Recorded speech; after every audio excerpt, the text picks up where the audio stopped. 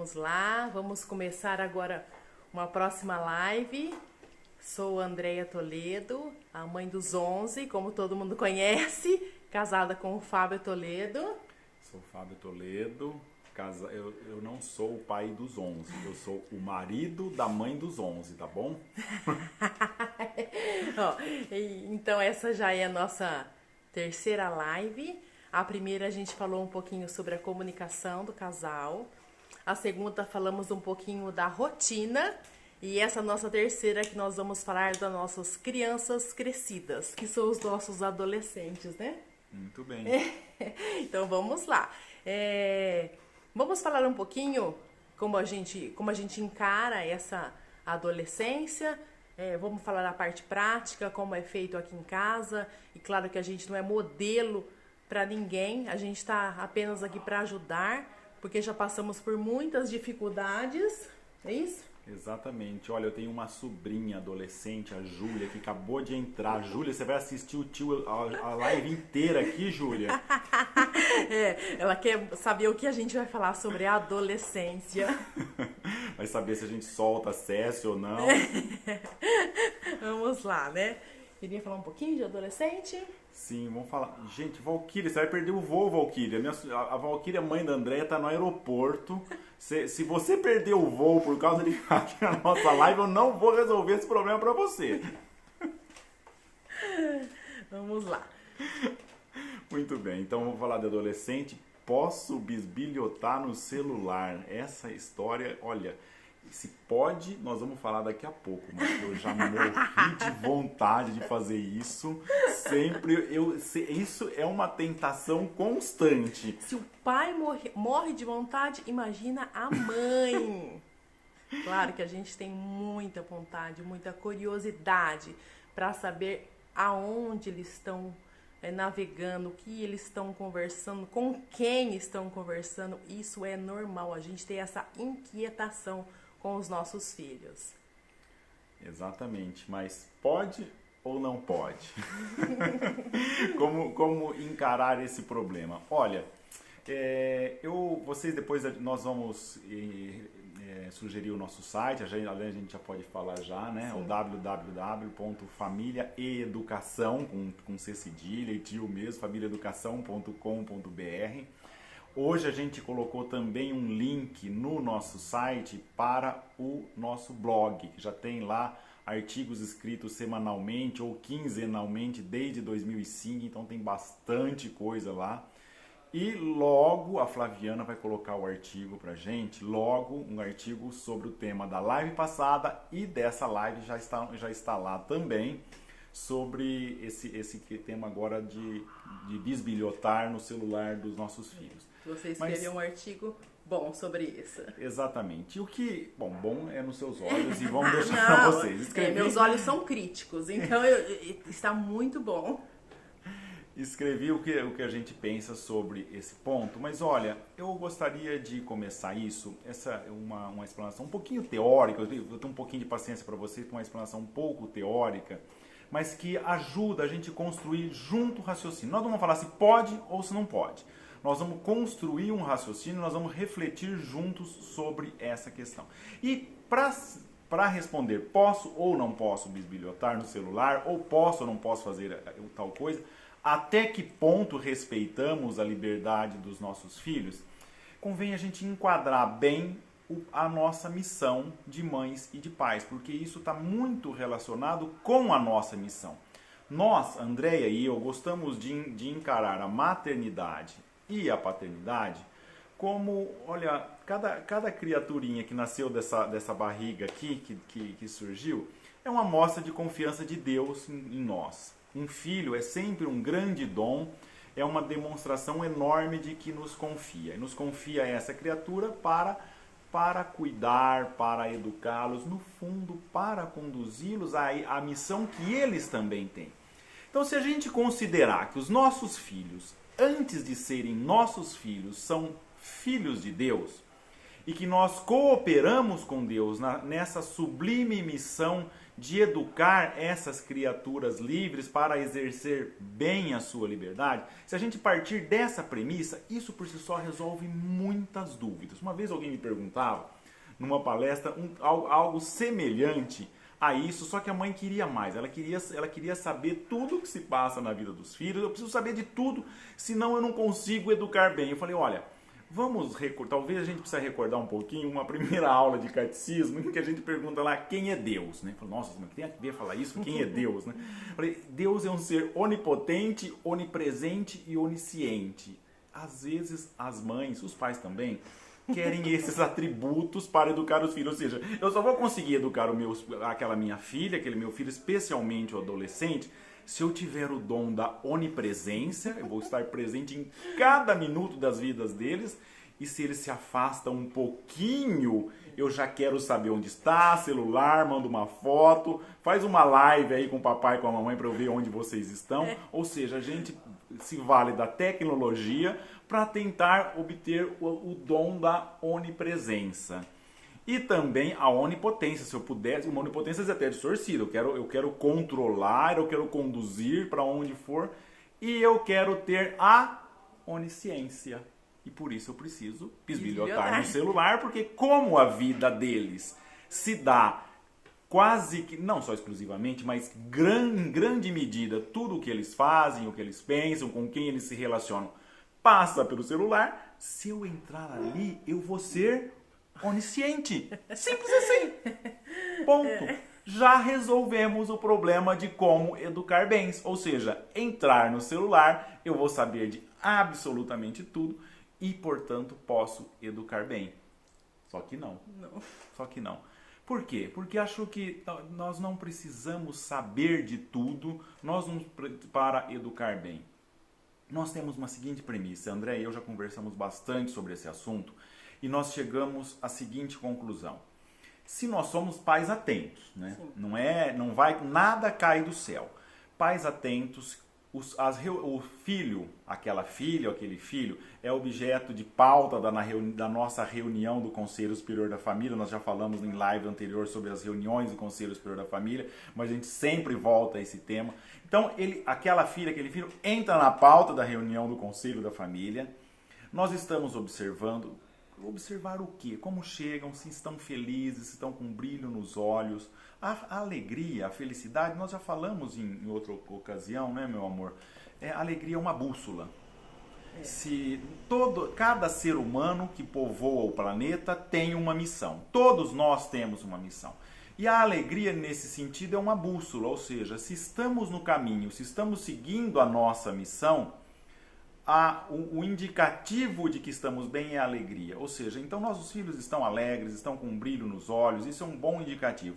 Mas isso foi um parênteses que abrimos para dizer que, se nós somos pais atentos, se nós procuramos estar presentes, se nós vemos como eles se comportam, como eles estão agindo, se eles estão felizes, né? Nós somos 4 olhos vendo, os olhos dela, os olhos meus e olhos também que se cruzam numa conversa semanal, conversamos sobre eles, ou seja, se nós temos essa postura, acredite, aquilo que precisamos saber para educarmos bem, vamos ficar sabendo de um jeito ou de outro.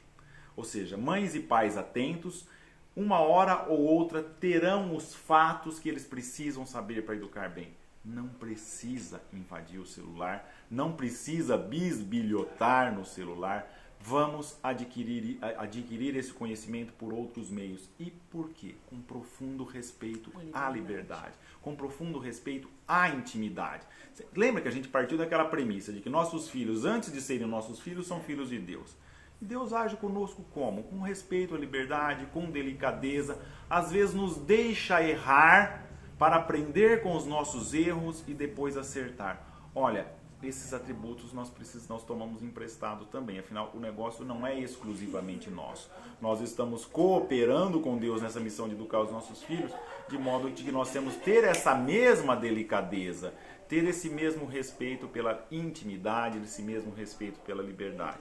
Mas quando a gente fala muito em liberdade, em respeitar a liberdade, então como é que é, mãe dos 11? Pode fazer tudo? Pode fazer o que quiser? Não é bem assim, né?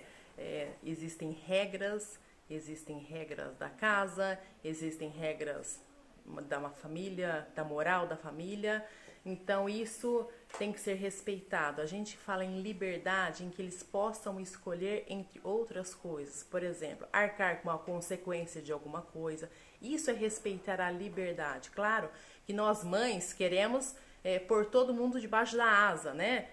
Envolver os filhos dentro de uma bolha. É assim que a gente quer tratá-los. Mas essa liberdade eles têm que ter para aprender. E é na adolescência, na pré-adolescência que começam a aprender um pouquinho. Uma vez, eu me lembro bem, eu me pedi um conselho, que eu estava assim desesperada. Eu tinha 3 adolescentes meninos, bem na fase crítica. Já falou que os meninos são mais difíceis. Não, né? não é isso não. E eu pedi um conselho, né? Eu cheguei, na verdade não pedi um conselho, eu cheguei desesperada. E a pessoa que me deu o conselho disse assim: calma, Andréia, adolescente é que nem quando a gente começa a aprender a andar de carro. Quando a gente tira a carta, primeiro a gente afoga o carro, depois a gente pode cantar um pneu, e tem uns adolescentes que trombam no poste e tem que começar tudo de novo. E aquilo me deu uma tranquilidade muito grande. E é isso, tem adolescente que tromba no poste. E a gente, como mãe e pai, vai levantá-los e conduzi-los de novo para a vida. Não é isso? Exatamente. Por exemplo, a Maria Clara, nossa filha, a Maria Clara já tá saindo da adolescência, mas ela tá de camarote, que eu tô com vontade de virar essa câmera pra pegar ela ali, porque ela falou: nossa, essa live me interessa, mas ela não deu o braço a torcer pra entrar online. Então ela tá assistindo ao vivo aqui. Porque acho que ela vai tentar pegar a gente em alguma palavra aqui pra falar: olha, pai, você falou na live que tem que respeitar a minha liberdade. Flaviana, olha que eu viro a câmera. Mas é isso. Antes de começar essa live, ontem eu abri uma caixinha de pergunta e vieram perguntas muito interessantes sobre a adolescência. Eu queria comentar um pouquinho sobre essas perguntas. O que você acha? Vamos lá, aí o pessoal se anima, na próxima vez a gente já anuncia a live, abre uma caixinha de perguntas e aí a gente vai comentando ao vivo aqui, porque esse assunto exige um pouco de uma explanação teórica, mas como eu sou da prática, eu gosto já de partir para ação. E o Fábio que gosta de ficar mais na teorizando, teoria. Né? Fui pegar na pergunta número 1 do catecismo para ver se pode mexer no celular ou não pode bisbilhotar no celular. Mas uma pergunta interessante que chegou através da caixinha de pergunta foi da Luciana. E ela me perguntou assim: instalar apps para rastrear o celular e sobre o que o filho faz online é certo ou errado? E aí, o que você acha? Nós não vamos falar de certo e errado, porque vocês vão perceber que toda a nossa postura aqui eu acho que vocês vão ter que ter a reunião semanal de vocês também, e lá vocês vão conversar, fazer plano de ação e chegar às suas conclusões. Mas é claro que a gente fala o que pensamos, né? Sim, sim. Não concordo com instalar esses apps para ver o que eles estão navegando. Claro, num determinado momento, se chegar ao nosso conhecimento que o que está fazendo ou que por onde está navegando não é bom, vamos conversar e explicar por que não é bom. De repente aquela série que a Cessi está assistindo, a gente tenta saber qual que é a série que a Cessi está assistindo, de repente eu tenho que assistir também, ver sobre aquela série e falar: olha, filha, talvez você tenha que se preocupar com isso, com aquilo, nessa série que você está assistindo. Ou não. Mas o filtro, ou a gente sabe construir um filtro interno da parte deles, ou simplesmente não há filtro. Assim como nós também. Inclusive na hora de nós assistirmos séries, na hora de nós navegarmos, na hora que nós ficarmos mexendo nesse equipamento, nós também já temos a experiência de as coisas que assistimos, por onde navegamos, que não nos faz bem, e eles também não. Essa postura de investigação não é bom, até porque, e acho que havíamos esquecido de falar de algo fundamental, que é demonstrar confiança. Ou seja, temos de confiar nas nossas filhas e confiar nos nossos filhos. Ah, mas se confiar sempre não vão nos enganar? Pô, não tem importância, não tem problema. É muito melhor que eles nos enganem do que a gente demonstre desconfiança. Até porque quando eles percebem que nós confiamos neles de verdade, isso é um peso. A gente tem por experiência. Imagina você tá tramando fazer alguma coisa errada e alguém chega com aquele tom sereno, mas com aquele tom carinhoso e fala, olha, eu confio em você. Imagina, aquilo muitas vezes é uma cacetada que a gente tem na boca do estômago de não querer trair essa educação, essa confiança. E esse final de semana eu estava conversando com uma amiga e ela me disse exatamente isso, que quando era a idade que ela estava na adolescência, era aquela história, né? Vai viajar de excursão com a formatura da escola, não vai viajar, se a mãe deixa, a mãe não deixa, enfim. A mãe, ela já tinha uma idade suficiente, era um pouco da família fazer isso. A mãe disse a ela, eu não vou decidir por você, você já está numa idade que você vai ter que decidir. E você decidindo por ir, você vai assumir as consequências, então você que sabe. Claro que ela decidiu por ir, e ela me contando isso, né? Chegando na tal excursão da viagem, tinha coisa errada? Tinha. E ela disse assim, Andréia, quando eu vi aquilo, eu lembrava muito da minha mãe, dizendo pra mim que confiava em mim. Como que eu ia perder a confiança dela? Então me deu um desespero tão grande que eu não participei daquilo. E é isso mesmo que acontece. Quando a gente confia, insiste que confia mesmo, eles pensam duas vezes. Claro que tem uns que fazem coisa errada, a gente sabe disso. Mas esse peso que eles de não querem perder a confiança dos pais é muito forte. Não querer decepcionar, sim, né? Não querer sim. decepcionar. Então, mostrar sempre que confiamos nos nossos filhos. E uma coisa importante é que a gente apoiá-los muito. Quantas vezes aqui em casa, a gente levando para uma festa ou levando para um aniversário, o Fábio sempre dizia assim, se não estiver bom, pode me ligar a qualquer hora que eu vou buscar. E aconteceu algumas vezes, daí meia hora o celular tocava, pai, vem me buscar, que a coisa aqui não tá boa. E é isso mesmo, a gente poder apoiá-los, né? Soltar um pouquinho, mas também eu estou aqui, a gente está na retaguarda, conte conosco para tudo. Sim, agora a partir desse exemplo que a Andréia falou também da formatura, tal, às vezes fica com a impressão então de que pode tudo e eles que decidem. Não. Muitas vezes os limites são o que eles percebem que é bom, mas o que não impede de ter regras da casa também. Então, ou seja, aqui viagem de formatura, não. É uma em determinado regra momento da chegamos, casa, achamos que grande parte delas não são boas, então não se faz viagem de formatura. A Carol não fez e ninguém fez e não pagamos para que ninguém fizesse. Mas então vocês estão se contradizendo? Em absoluto. Em absoluto. Essa é uma regra que nós assumimos enquanto pais e fomos coerentes com ela até o final. Então, exercer bem a liberdade, eles têm que ser treinados para exercer bem a liberdade. Aliás, é o lema do nosso site. Do Família e Educação, que está lá no nosso site, que é educar seres livres para a liberdade, o que não quer dizer que não imponhamos limites, e esses limites se dão normalmente com regras ou balizamentos que nós vamos dando para eles até que eles atinjam a maturidade e aí, portanto, decidirão quase tudo por si sós.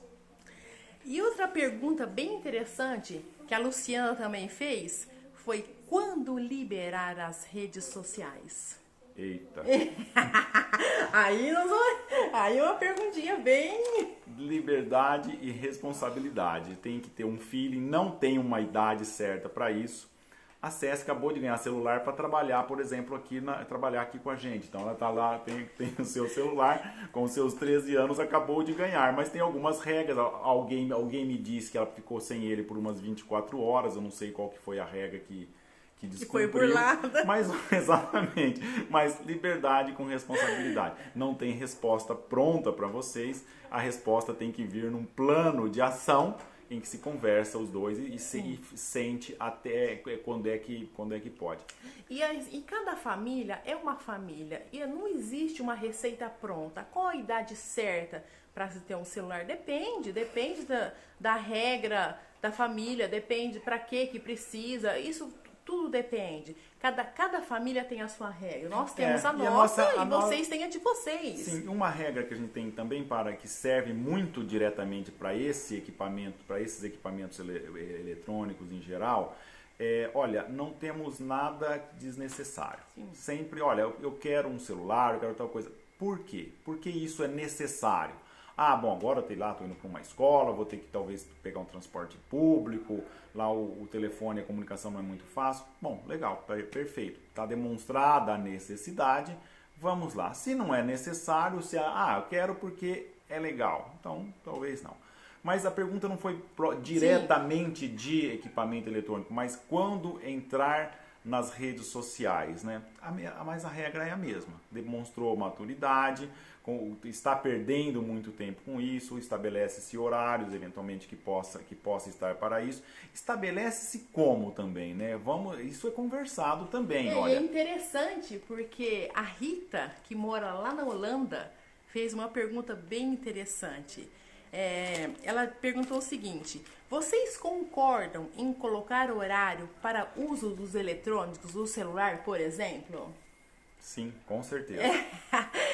Eu acho assim, Rita, a gente tem que ver um pouquinho assim, vocês moram em outro país, né? Então, o fuso é difícil, tem muita saudade da família, dos amigos que aqui ficaram. Claro que vocês têm que ter uma regra, vocês têm que junto pensar qual é a regra, qual é o horário melhor, tem que pensar no fuso horário. Quantas vezes eu deixei acesse até um pouquinho fora do horário para conversar com a Bia, que estava lá na Holanda, que o fuso era diferente. Não foi uma nem duas vezes, isso acontece. Então a gente tem que ver qual que é a exceção que a gente pode abrir, qual é a regra que a gente está criando para poder conduzir melhor esse assunto. Muito bem. Olha, tem uma pergunta que chegou aqui agora que acho que a gente vale a pena pensar um pouquinho nela. Vamos ver se eu aqui sem o óculos. Eu gostaria de saber como vocês agem quando ficam com medo em alguma situação. Olha, eu confesso para vocês que eu fico com muito medo em muitas situações. Então, a partir da escolha desse monte de filhos, com as amizades, então controlamos os nossos medos, mas o medo é uma constante. Por exemplo, uma amizade que não gostem muito, vocês conversam entre vocês ou expõem para eles. Olha, a amizade deles, primeiro, a nossa casa está com as portas abertas. Quando a gente está com as portas abertas e estimulamos eles a que tragam os amigos, a simples presença do amigo aqui já é um pouco a cara do que é a família. Isso serve muito diretamente para a namorada também. Não é? Apesar que uma família aqui de 11 filhos, trazer a namorada ou trazer a namorada aqui é a prova de fogo. Resistiu ao impacto da primeira vinda em casa, quer dizer que já andou bastante. Mas os amigos também. A nossa casa está sempre com as portas abertas. Estimulamos a que eles tragam os amigos. E às vezes, quando você diz um amigo que não é muito bom, talvez possa não ser uma influência não muito boa, a experiência que nós temos é que esses amigos, quando entram aqui, acabam criando um vínculo muito forte em casa. É impressionante, talvez uma carência, alguma coisa assim. Agora, se é uma situação muito grave, uma situação de risco, talvez percebe-se que pode ter um risco de drogas envolvido, alguma coisa assim, e também não fazer grandes escândalos com isso, grandes histerias. Porque isso vai ser uma frequência na vida deles e eles vão ter que desenvolver a fortaleza para saber como lidar com essa situação. Mas essa abertura para vir em casa, com certeza. E depois sim ir pontuando, mas sempre na linha de fazê-los pensar. Olha, às vezes um amigo causa uma grande decepção, então de repente você vai conversar com aquele filho, olha, o que aconteceu?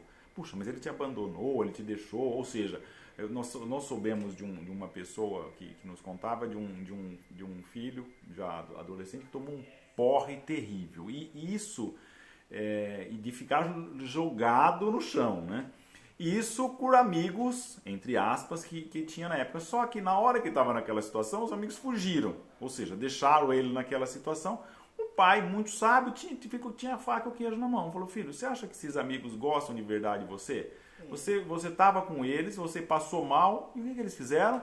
Te deixaram lá, eles são amigos de verdade, porque a amizade, que é uma forma de amor, se mede na capacidade de se sacrificar, de se doar pelo outro. Se na hora que você fica num apuro desse, eles fogem, talvez você tenha que repensar no conceito de amigos, se eles são bons amigos de verdade para vocês. A Cécia está ali reclamando, está dizendo que a gente é feio, mas Cécia, fica tranquila, você está com o celular agora, é só cumprir a regra que dá tudo certo, ok? E a propósito, Cécia, você é lindíssima. Continuando aqui nas nossas perguntas, tadinha, ela tá lá morrendo de vergonha. Continuando aqui nas nossas perguntas, é interessante porque surgiu essa pergunta das redes sociais, em seguida veio uma pergunta: como falar sobre pornografia online? Isso é um fato que a gente vê muito nitidamente, principalmente nas redes sociais, né? Acho que o segredo que tinha que nortear a nossa educação, a educação dos nossos filhos, é sempre no lado positivo. Como é que a gente aborda primeiro esse assunto? Falando da maravilha, da beleza sublime do amor humano.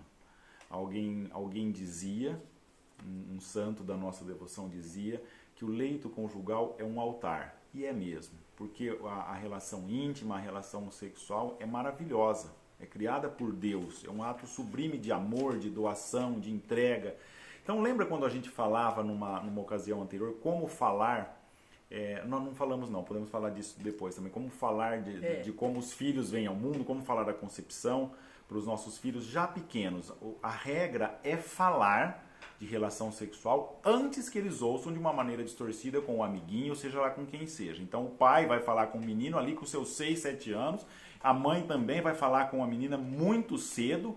E como é a primeira pessoa com quem eles vão saber desse assunto da sexualidade é da mãe e do pai, como um ato magnífico de amor criado por Deus, o que foge disso já não soa bem.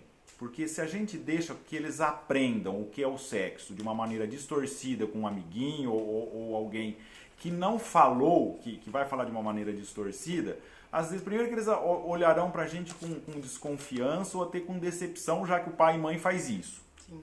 Na hora que eles saibam da mãe e do pai que é um gesto magnífico, maravilhoso, criado por Deus, que é uma maneira com que se escolhe para que venham novos seres ao mundo, nós já introduzimos na vida deles o verdadeiro sentido da sexualidade, do sexo, do amor conjugal. A partir daí, não é difícil nós vislumbrarmos as distorções, as aberrações que vêm contra esse contexto do amor humano que nós expomos. Então, a pornografia é uma das expressões mais marcantes, vamos assim dizer, de uma distorção desse amor. Então, mas só que não, às vezes a gente bate muito no negativo. A pornografia é feia, não deve ter pornografia. É verdade, é isso mesmo, é feia, faz mal. Tem imagens que a gente vê que às vezes passa décadas e não sai da nossa cabeça, faz um mal terrível a pornografia, porque são cenas que parece que ficam como um vírus ali no nosso cérebro, na memória, e não conseguimos apagar e aquilo vai nos fazendo mal. Só que normalmente em educação, como em quase tudo, é melhor ressaltarmos o positivo. E ressaltar o positivo nesse assunto é ressaltar a maravilha e a dignidade do amor humano e do amor conjugal, de tal sorte que essas distorções, essas aberrações aparecem como um mal por si só, ou seja, o mal como ausência do bem. E nós buscamos sempre afogar o mal em abundância do bem. Então, ressaltar o lado positivo do amor conjugal é a melhor maneira de falar sobre essas distorções, no qual a pornografia é essa coisa terrível mesmo. Né? E quando ela pergunta ainda, e quando eu tenho um adolescente que não se abre com os pais? Por que não se abre? Será que é um tipo de mãe investigadora de polícia? Sabe, o investigador ele tem um tirocínio para descobrir. Normalmente, os nossos investigadores são bons. E a gente fala mal da nossa polícia, mas quem conhece tem um lado muito bom. Eles têm um tirocínio que faz uma pergunta aqui, faz uma pergunta ali. E tem mãe e pai que é investigador de polícia. Fica perguntando. E normalmente, as perguntas gravitam em torno daquilo que nós queremos saber. Então, oi, tudo bem? E a festa ontem, foi legal? Conversou com alguém? O que você ficou fazendo? Você bebeu? O que mais? E aí, como que você foi? E vai gravitando numa sessão de interrogatório sobre aquilo que nós queremos saber. Acontece que cada coração tem uma porta para se abrir e que a gente abre. Entrar na intimidade de alguém é coisa séria. Não importa que são os nossos filhos, eles têm a sua intimidade. E entrar na intimidade deles precisa que se abra a porta. Lembra do que falávamos no início, do dom da onisciência, que às vezes muitas mães e pais gostariam de ter, mas não tem. E para entrar no coração deles, para entrar na intimidade da pessoa, precisa ser com muita delicadeza, precisa ser convidado, inclusive mãe e pai precisa ser convidado. Acontece que precisamos ter sabedoria para despertar, para criar oportunidades para isso. E a primeira é deixá-los falar. Não se espantar com nada. Nada. Pode disse o maior absurdo. Ah, é, filha? Aí, como foi isso? Uma dica boa, faz cara de alface, mesmo que por dentro você tá querendo matar o indivíduo, voar na garganta dele, mas a gente tem que fazer cara de alface e para poder escutar até o final o que ele tem para dizer. Se for muito difícil, aqui em casa a gente tem uma regra. André é um pouquinho mais assim explosiva. Eu, às vezes, o alface incorporo um pouco mais fácil.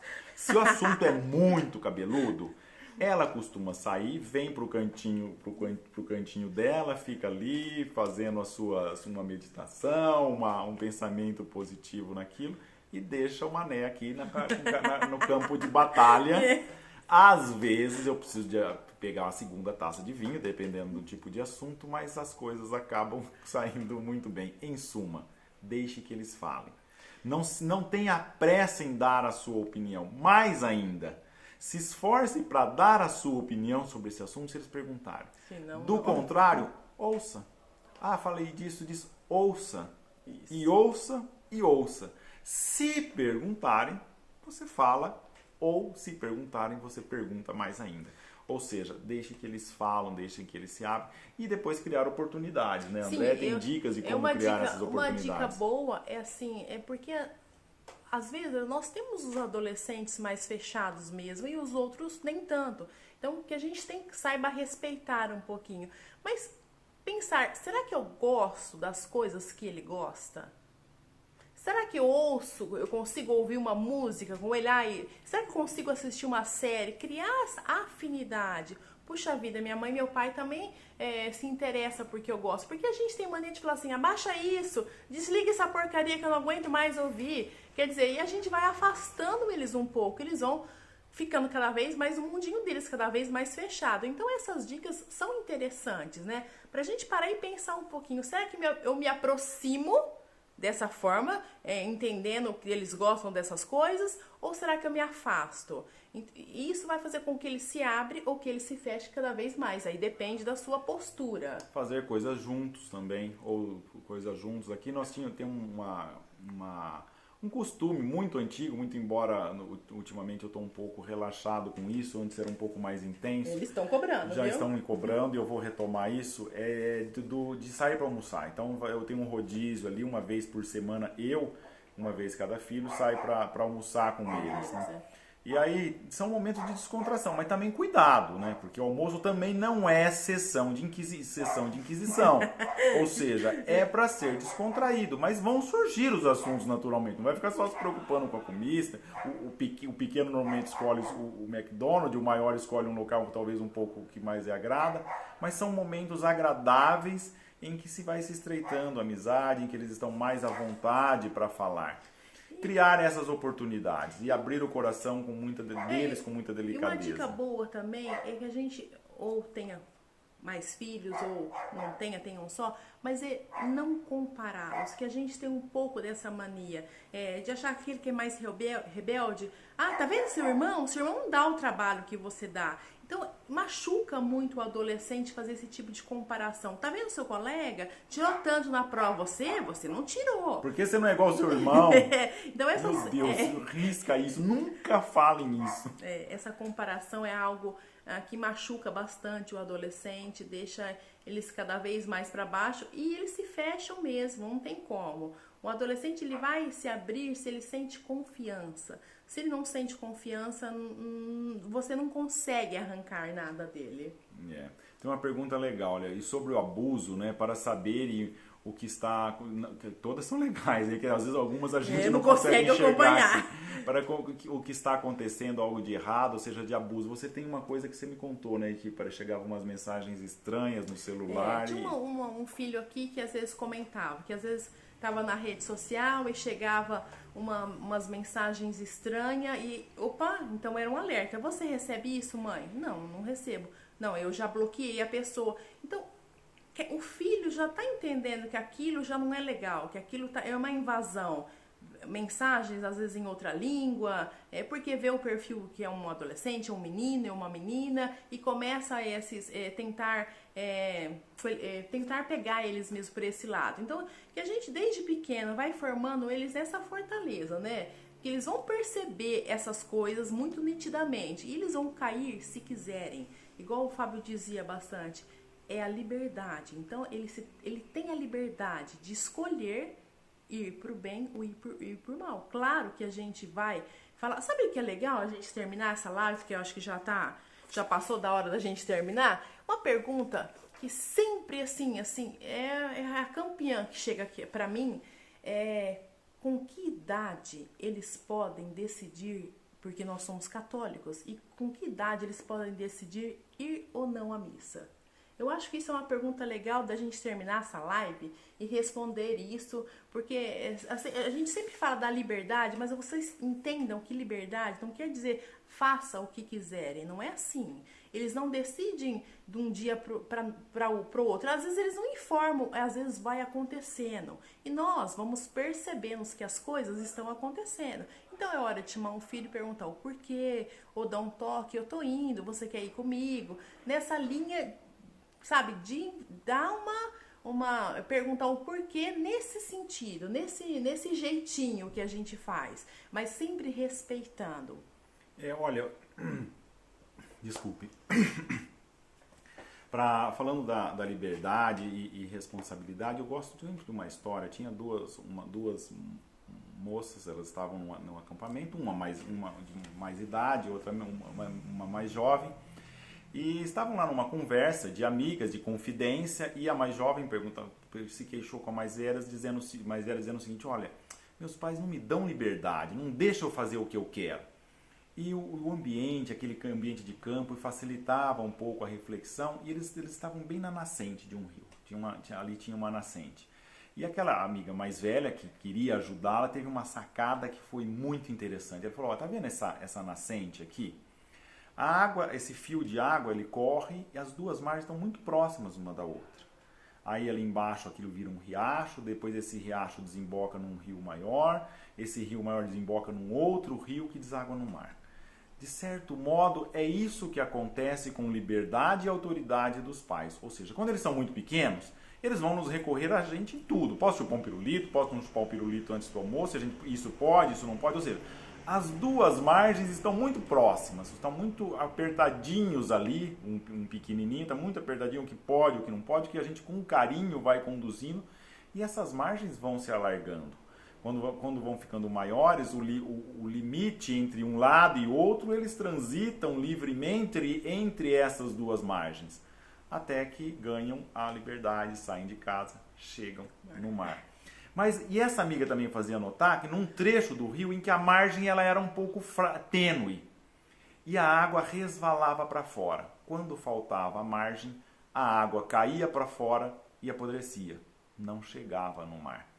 Essa que é a nossa missão, ou seja, nós vamos alargando a margem conforme eles vão ganhando maturidade, conforme eles vão crescendo, vão se tornando mais livres dentro de certos limites que nós vamos estabelecendo como pais. E é esse o nosso desafio. Mas só para não fugir do assunto, que a gente falava disso perguntando da missa, o que eu gosto de dizer é o seguinte: ninguém ama a Deus se não for livremente.